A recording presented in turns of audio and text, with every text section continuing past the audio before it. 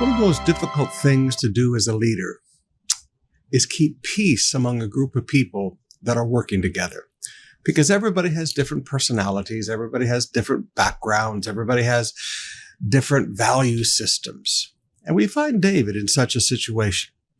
In 1 Samuel chapter 30, verses 21 and 22, after David has defeated the guys that destroyed their city of Ziklag, said, "Then David returned to the brook Besor and met up with the 200 men who had been left behind because they were too exhausted to go with them. They went out to meet David and his men, and David greeted them joyfully." Now notice, David's heart is great. Okay, we've had a big victory. These guys, they were worn out. They were tired. They couldn't keep going, so they stayed with all of our goods and took care of all of our properties and everything. So David's really happy to see everybody. David greeted them joyfully, but some evil troublemakers among David's men said, "They didn't go up with us, so they can't have any of the plunder we recovered. Give them their wives and children and tell them to be gone." Now, look at the contrast between the heart of David and the heart of some of the men that were with him. Now, these were men that had fought at David's side. These were men that had risked their lives. These were men that had pledged their loyalty to David. But they had a problem with their heart. First of all, in verse 22, they're called evil troublemakers. Now, why are they evil troublemakers? Because they're selfish. Let me say that again one more time.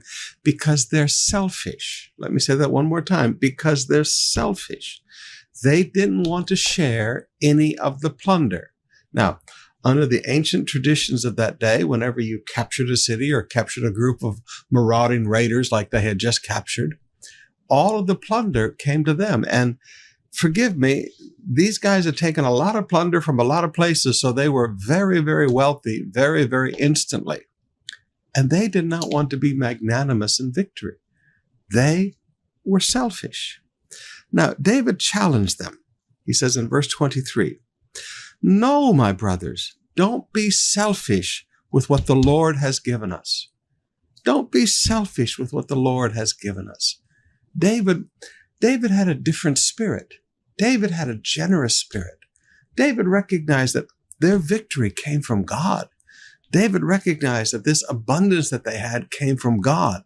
So he said, "No, my brothers, don't be selfish with what the Lord has given us. He, God, has kept us safe and has helped us defeat the band of raiders that attacked us." He said, "Hey, God has given us this great victory, given us all this abundance. Don't be selfish."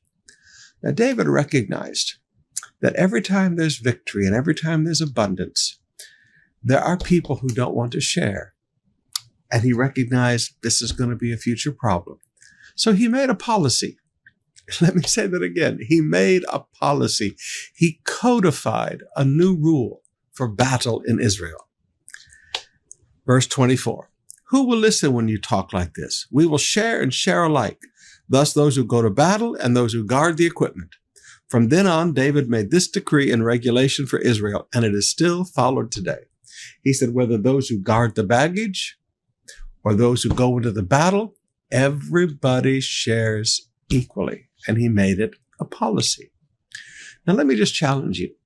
Sometimes in a company, sometimes in an organization, sometimes in a church, you have to learn to codify the removal of selfishness. You have to put policies in place that remove selfishness and that implement generosity. If you want to see the blessings continue, you can't let that jealous spirit grow among the people of an organization or of a church or of a company or of a nation. You can't let that selfishness grow. And the way you deal with it is you just make a rule. You make a policy. You codify generosity and you codify the denial of selfishness.